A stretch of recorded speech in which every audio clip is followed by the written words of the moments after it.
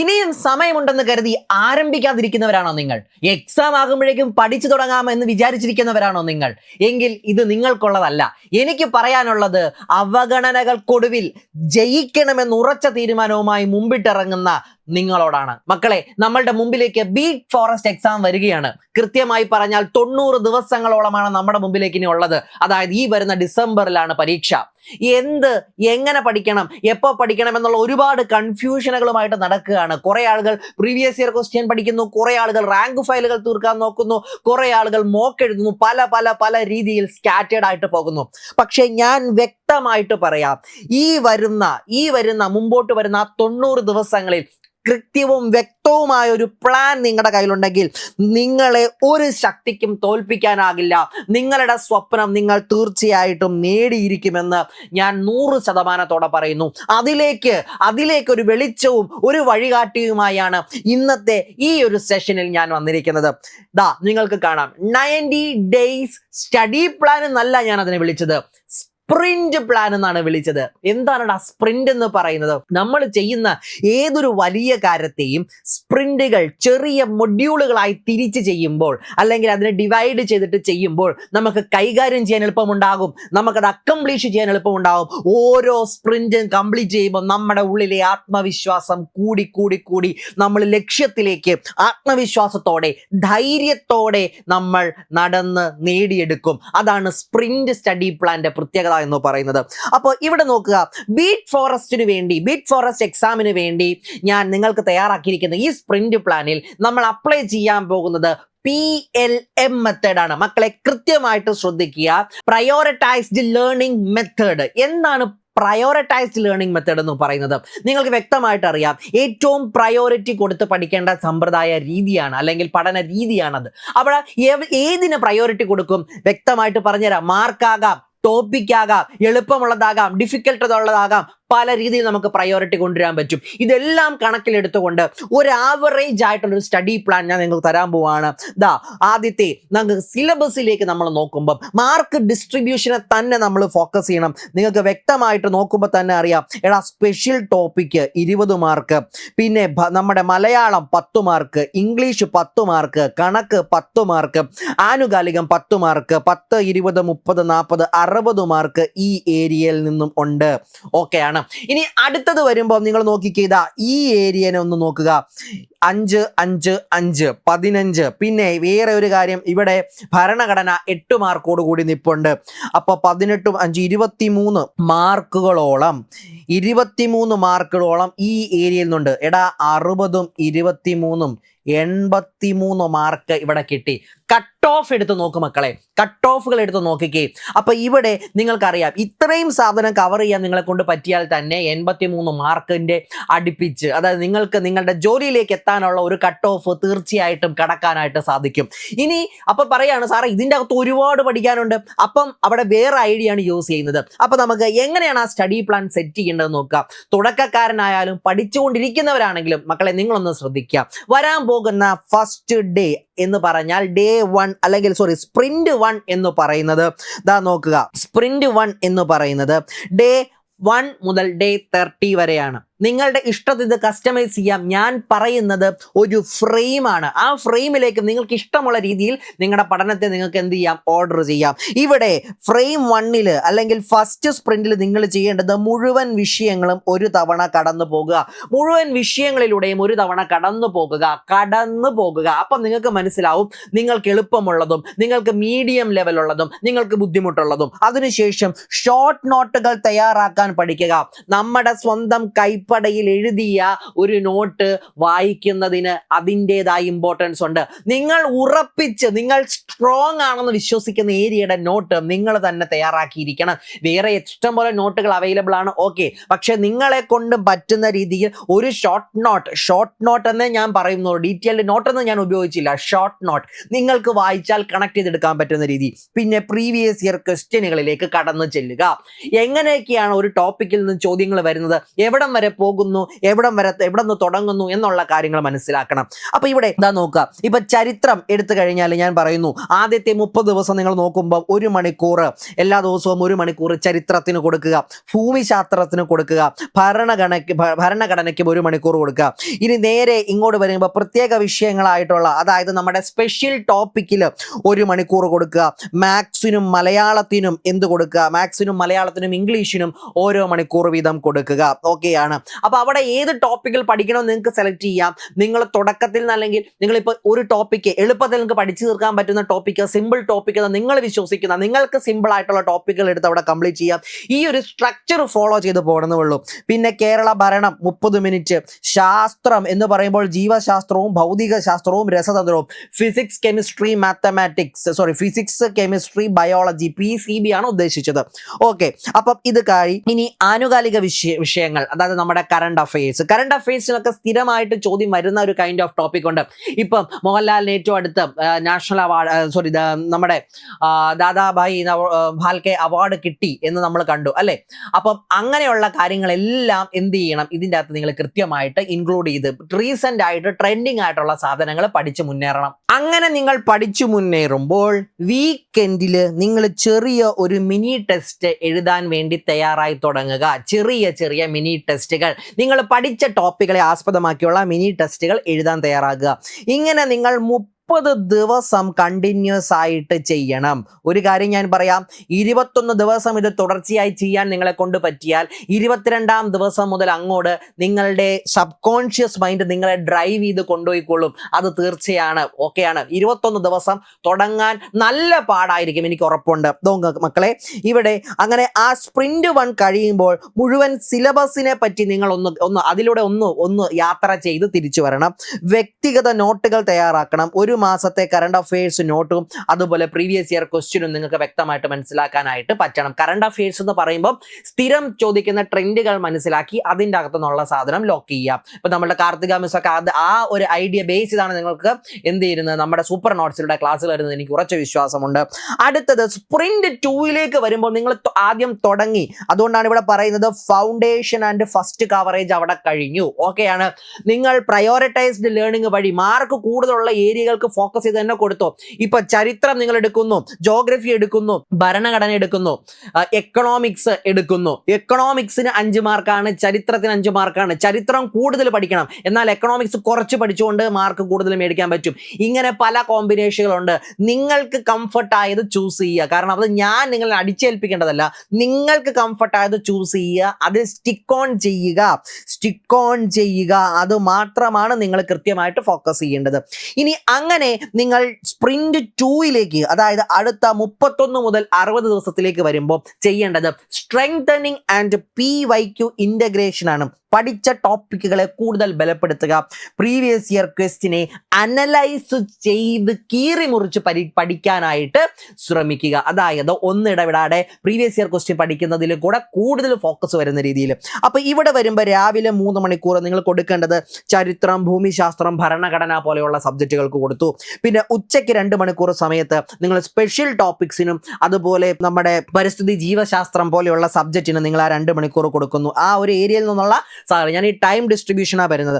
വൈകുന്നേരം 2 മണിക്കൂർ നിങ്ങൾ എന്ത് ചെയ്യുന്നു, ഗണിതത്തിനും റീസണിങ്ങിനും കൊടുത്തതിന് ശേഷം പ്രീവിയസ് ഇയർ ക്വസ്റ്റിന്റെ ഡ്രില്ലും ചെയ്യാൻ വേണ്ടി ആ സമയം ഉപയോഗിക്കുന്നു. ചിലവർക്ക് രാവിലെ കണക്ക് പഠിച്ചാൽ അവർക്ക് ഇഷ്ടം, അങ്ങനെ ആയിക്കോ. നിങ്ങൾ ആ ടൈം അതിനനുസരിച്ച് അറേഞ്ച് ചെയ്ത് പഠിച്ചാൽ മതി. ഓക്കെ. ഇനി രാത്രി 1 മണിക്കൂർ ഇംഗ്ലീഷും മലയാളവും വായിച്ച്, അതായത് നമ്മൾ എന്താ പറയുക, താരാട്ട് കേട്ട് ഉറങ്ങുന്ന പോലെ നിങ്ങൾ ഉറങ്ങേണ്ടത് ഇംഗ്ലീഷിന്റെയും മലയാളത്തിന്റെയും വ്യാകരണങ്ങൾ കേട്ടിട്ടായിരിക്കണം. നിങ്ങളുടെ ബുദ്ധിക്കില് അവസാനം കേൾക്കുന്ന ഡേറ്റ അതായിരിക്കണം. ഓക്കെ ആണ്, ക്ലിയർ ആണ്. ഇനി ആനുകാലിക വിഷയങ്ങൾക്ക് 45 മിനിറ്റ് ദിവസത്തിൽ നൽകിയിരിക്കുക. അവിടെ പ്രീവിയസ് ഇയർ ക്വസ്റ്റ്യൻ്റെ CA, അതായത് റീസെന്റ് ആയിട്ട് PSC നടത്തുന്ന പരീക്ഷകളിൽ ചോദിക്കുന്ന കറണ്ട് അഫയേഴ്സ് ക്വസ്റ്റ്യൻ എന്താണെന്ന് നോക്കി വെച്ചിരിക്കുക. ഇനി തീം വൈസ് ഉള്ള സാധനങ്ങൾ നോക്കുക. അവിടെയാണെന്നുണ്ട് Kerala scheme, award, sports, summits പോലെയുള്ള കാര്യങ്ങൾ നോക്കാൻ വേണ്ടിയിട്ട് ആ സ്പ്രിന്റ് 2 കൂടുതൽ പ്രയോറിറ്റി കൊടുക്കുക. ആഴ്ചയിൽ 2 ദിവസം സെക്ഷണൽ മോക്ക് ടെസ്റ്റുകൾ. അതായത് ഇപ്പൊ നിങ്ങൾ പഠിച്ചെടുത്ത ടോപ്പിക്കുകളുണ്ട്. എക്കണോമിക്സ് ഒരാൾ പഠിച്ചെങ്കിൽ ആ എക്കണോമിക്സ് എന്ന് പറയുന്ന ടോപ്പിക്കിലെ ഒരു പ്രീവിയസ് ഇയർ മോക്ക് എക്സാം എഴുതാൻ വേണ്ടിയിട്ട് ശ്രമിക്കുക. അതുപോലെ നിങ്ങൾ പഠിക്കുന്ന ടോപ്പിക്കുകളുടെ നേരത്തെ ഞാൻ പറഞ്ഞു മിനി മോക്കായിരുന്നു, ഇനി നിങ്ങൾ എഴുതേണ്ടത് എന്താണ്? സെക്ഷൻ മോക്കുകളാണ്. ഓക്കെ, അപ്പൊ സ്പ്രിന്റ് 2 അവസാനിക്കുമ്പോൾ പ്രീവിയസ് ഇയർ ക്വസ്റ്റ്യൻസിനെ പറ്റിയും കറണ്ട് അഫയേഴ്സിന്റെ പാറ്റേണെ പറ്റിയും ഹോട്ട് ടോപ്പിക്കുകളും മറ്റും മനസ്സിലാക്കി അവയിൽ ഉറച്ചു പിടിച്ചു നിൽക്കുക എന്നതാണ് സ്പ്രിന്റ് 2 നടക്കുന്നത്. വ്യക്തമായിട്ട് നിങ്ങൾക്കത് മനസ്സിലായി? ഓക്കെയാണ്, ക്ലിയർ ആണ്? ഒരു കാര്യം മനസ്സിലാക്കുക, ഇതെല്ലാം ശ്രദ്ധിക്കേണ്ടത് എടുത്താ പൊങ്ങുന്ന രീതിയിൽ വേണം ഇതെല്ലാം സെറ്റ് ചെയ്ത് മുമ്പോട്ട് കൊണ്ടുപോകാൻ. ഇനി നമ്മളിതാ ലാസ്റ്റ് പരീക്ഷയ്ക്ക് മുമ്പുള്ള അവസാന ഒരു മാസം സ്പ്രിന്റ് 3 ക്രൂഷ്യൽ ആയിട്ടുള്ള സ്പ്രിന്റ് ആണ്. സ്പ്രിന്റ് 3 എന്ന് പറയുന്നത് 61 മുതൽ 90 ദിവസം വരെ. അവിടെ strengthening previous year question integration plus ഒരു കാര്യം കൂടെ അങ്ങോട്ട് വരികയാണ്, റിവിഷൻ. ഇവിടെയാണ് റിവിഷൻ. എടാ പഠിച്ചവനാണ് റിവൈസ് ചെയ്യേണ്ടത്. ഓക്കെയാണ്? നിങ്ങളുടെ ബുദ്ധിയിലിരിക്കുന്ന ഡേറ്റയെ എല്ലാം റീകളക്ട്, റീലേൺ, റിപ്പീറ്റ്. 3R എന്നതിനെ പറയും. Revise, repeat, relearn. ഓക്കെയാണ്? ക്ലിയർ ആണ്? ഓക്കെയാണ്? അപ്പൊ ദൈനംദിന ജീവിതത്തിൽ നിങ്ങൾ ചെയ്യേണ്ടത് എന്താണ്? രാവിലെ കോൺസ്റ്റിറ്റ്യൂഷൻ, എക്കണോമിക്സ്, ഹിസ്റ്ററി, ജോഗ്രഫി എന്നിവയുടെ റിവിഷൻ. ഉച്ചയ്ക്ക് നിങ്ങൾ ചെയ്യേണ്ടത് ശ്രദ്ധിക്കുക, 50 മുതൽ 70 വരെ പ്രീവിയസ് ഇയർ ക്വസ്റ്റ്യനും അതിനോടൊപ്പം സ്പെഷ്യൽ ടോപ്പിക്കും. സ്പെഷ്യൽ ടോപ്പിക് എന്ന് പറയുമ്പം നമുക്ക് 5, 6, 7 മാർക്കിന് 3 മെയിൻ ടോപ്പിക്കുകളുണ്ട്. അതിൻ്റെ അകത്ത് നിങ്ങൾക്ക് പഠിച്ചു തീർക്കാൻ പറ്റുന്നത് അങ്ങ് തീർത്ത് വിടുക. പിന്നെ വൈകുന്നേരം ഗണിതം, മാനസിക വിഭവശേഷി, ഈ ടോപ്പിക്കുകളുടെ നിങ്ങൾ പഠിച്ചു തീർക്കുക. നമുക്ക് പഠിച്ചെടുക്കാൻ പറ്റുന്ന ഈസി ആയിട്ടുള്ള 2ലും 12 ടോപ്പിക്കുകൾ വെച്ചുകൊണ്ട് ഇതിൻ്റെ അകത്തുനിന്ന് 20ഓളം ടോപ്പിക്കുകൾ എളുപ്പത്തിൽ നിങ്ങൾക്ക് പഠിച്ചെടുക്കാൻ പറ്റും. ആ ടോപ്പിക്കുകൾ പഠിച്ചെടുത്ത് സെറ്റ് ചെയ്ത് റിവൈസ് ചെയ്യുക. അതിനോടൊപ്പം അതിൻ്റെ മോക്കും കൂടെ എഴുതുന്ന ആ ഒരു സമയമാണ് വൈകുന്നേരം. ഇനി രാത്രി നിങ്ങൾ ചെയ്യേണ്ടത് ഇംഗ്ലീഷ്, മലയാളം, ഗ്രാമർ റിവൈസ് ചെയ്യുക. കാരണം ബാക്കി പദങ്ങളും പര്യായ പദങ്ങളും ഒക്കെ നിങ്ങൾ പഠിച്ചെങ്കിൽ ഗ്രാമർ റിവിഷൻ ചെയ്യുക. നിങ്ങൾ പഠിച്ച ഗ്രാമർ റിവൈസ് ചെയ്യുക. കറണ്ട് അഫയേഴ്സിന് വേണ്ടി 50 മിനിറ്റ് കൊടുക്കുക. എന്ത് ചെയ്യണം? Quick recap. കേരളത്തിലെ പറ്റിയുള്ള വസ്തുതകളൊക്കെ ആയിരിക്കണം ആദ്യമായിട്ട് ഇമ്പോർട്ടൻസ് കൊടുക്കേണ്ടത്. കേരളത്തിൽ നടന്നിട്ടുള്ള വസ്തുതകൾക്ക് വേണം ഫസ്റ്റ് പ്രയോറിറ്റി കൊടുക്കാൻ. അതിനുശേഷം ബാക്കിയുള്ളതിന് കൊടുത്തിട്ട് 50 മിനിറ്റ് ദിവസത്തിൽ നൽകിക്കൊണ്ട് കറണ്ട് അഫയേഴ്സ് നോക്കുക.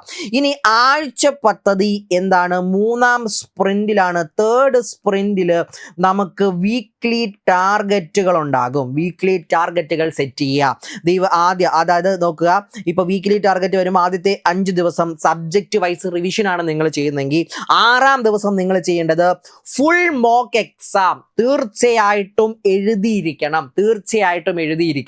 Full mock exam 100 question 75 minute എന്ന രീതിയിൽ പരീക്ഷാ ഹാളിൽ ഇരിക്കുന്ന പോലെ തന്നെ നിങ്ങളുടെ വാച്ച് മാറ്റി, മൊബൈൽ മാറ്റി, ആരും ശല്യപ്പെടുത്താത്ത ഒരു 75 മിനിറ്റ് ഇരുന്നു കൊണ്ട് 100 മാർക്കിന്റെ എക്സാം പ്രിന്റ് ഔട്ട് എടുത്ത് OMRന്റെ പ്രിന്റ് ഔട്ട് എടുത്ത് കറപ്പിച്ച് തന്നെ ചെയ്യണം. ഓക്കെ, ശരി. ഇനി 7ാം ദിവസം നിങ്ങൾ എഴുതിയ മോക്ക് എക്സാമിനെ അനലൈസ് ചെയ്യുക. നിങ്ങൾക്ക് എവിടെ തെറ്റി, എന്തുകൊണ്ട് തെറ്റി, വീണ്ടും അതൊന്ന് പഠിച്ചെടുക്കാൻ വേണ്ടി ശ്രമിക്കുക. പിന്നെ വീക്ക് ഏരിയനെ ഫിക്സ് ചെയ്യുക എന്ന് പറയുന്നത് അതാണ്. നിങ്ങൾക്ക് തെറ്റു പറ്റിയത് എവിടെയാണോ അതിനെ എന്ത് ചെയ്യുക? ഫിക്സ് ചെയ്യുക. ഇത് കണ്ടിന്യൂ ചെയ്യുക. അവസാന 10 ദിവസം, പരീക്ഷയ്ക്ക് 10 ദിവസം മുമ്പ് നിങ്ങൾ ചെയ്യേണ്ട കാര്യം റിവിഷനും ദിനം പ്രതി മോക്കുമാണ്. മോക്ക് എഴുതുമ്പോൾ ഒരു കാര്യം ചെയ്യുക, എളുപ്പമുള്ളതും പാടുള്ളതും മിക്സ് ചെയ്യുക. മോക്ക് എഴുതുമ്പോൾ ചിലർക്കൊരു പ്രത്യേകത ഉണ്ട്, കടുകട്ടി മോക്കുകൾ എടുത്തങ്ങ് എഴുതിക്കൊണ്ടിരിക്കും. അങ്ങനെയല്ല, എളുപ്പമുള്ള പരീക്ഷ എഴുതുക, പാടുള്ളത് എഴുതുക. സാൻഡ്വിച്ച് ചെയ്ത് വിട്ടുകൊണ്ട് മോക്കുകൾ എഴുതാൻ വേണ്ടി നോക്കുക. നല്ല മാർക്ക് കിട്ടുന്ന കാര്യത്തിൽ പ്രയോറിറ്റൈസ് കൊടുക്കണം. സബ് കോൺഷ്യസ് മൈൻഡിനെ സംബന്ധിച്ച് അവന് പ്രഷറോ അവന് ഭാരമോ നൽകാൻ വേണ്ടി ശ്രമിക്കരുത് അവസാന 10 ദിവസം. ഇനി Kerala topics, forest, wild life, current affairs ഇതെല്ലാം 2 തവണ ഫുൾ റീക്യാപ്പ് ചെയ്യുക. കേരളവുമായി ബന്ധപ്പെട്ട വസ്തുതകളും പിന്നെ നമ്മുടെ ഫോറസ്റ്റ് 20 മാർക്കുള്ള ഫോറസ്റ്റിന്റെ ഏരിയയും കറണ്ട് അഫയേഴ്സും. മാത്സ്, മലയാളം, പിന്നെ ഇംഗ്ലീഷ് ഓൾറെഡി നിങ്ങൾ റിവൈസ് ചെയ്ത് വരുന്നതാണ്. അതിന് വേറെ പുതിയ ഫാക്റ്റുകൾ ആഡ് ഓൺ ചെയ്യാനില്ല. ഇതൊക്കെ മറന്നു പോകുന്ന സാധനങ്ങളൊക്കെ പെട്ടെന്ന് റിവൈസ് ചെയ്യുക. നിങ്ങൾ പഠിച്ച വർഷങ്ങളെ ഒന്നുകൂടി ഇരുത്തി പഠിക്കാൻ വേണ്ടി ശ്രമിക്കുക. ഇനി സ്പ്രിന്റ് 3 അവസാനിക്കുന്നത് എങ്ങനെയായിരിക്കും? പൂർണ്ണമായും പരീക്ഷയെ മനസ്സിലാക്കി കീഴടക്കാൻ വേണ്ടി തയ്യാറായിക്കൊണ്ടായിരിക്കണം സ്പ്രിന്റ് 3 അവസാനിക്കേണ്ടത്. ഓക്കെയാണ്? ഈ കാലയളവിൽ എൻ്റെ പ്രിയ മക്കളെ നിങ്ങൾ ചെയ്യേണ്ട കാര്യമുണ്ട്. നല്ല ആഹാരം, നല്ല ഉറക്കം, പിന്നെ ദൈനംദിനമായിട്ടുള്ള ജീവിതം രീതികളിൽ ഒരു അടുക്കും ചിട്ടയും കൊണ്ടുവരാനായിട്ട് ശ്രമിക്കുക. രാവിലെ നേരത്തെ എണീക്കണമെന്ന് ഞാൻ പറയുമ്പോൾ അങ്ങനെ ഞാൻ പറഞ്ഞു കഴിഞ്ഞാൽ നിങ്ങളോട് 4 മണിക്ക് ഏറ്റ് പഠിക്കണമെന്നല്ല, 11 മണിക്ക് അല്ലെങ്കിൽ 2 മണിക്ക് ഉറങ്ങിയിട്ട് 4 മണിക്ക് കേൾക്കണം എന്നല്ല ഞാൻ പറയുന്നത്. ഉറക്കം നന്നായിട്ട് കിട്ടട്ടെ. നിങ്ങൾ ലേറ്റ് ആയിട്ട് കിടന്നിക്കുന്നവരാണെങ്കിൽ അല്പം നേരത്തെ, നിങ്ങൾ സാധാരണ ഇതിനു മുമ്പ് ഈ 90 ദിവസത്തിന് മുമ്പ് ചെയ്തിരുന്നതിൽ നിന്നും അല്പം മാറ്റം കൊണ്ടുവരിക.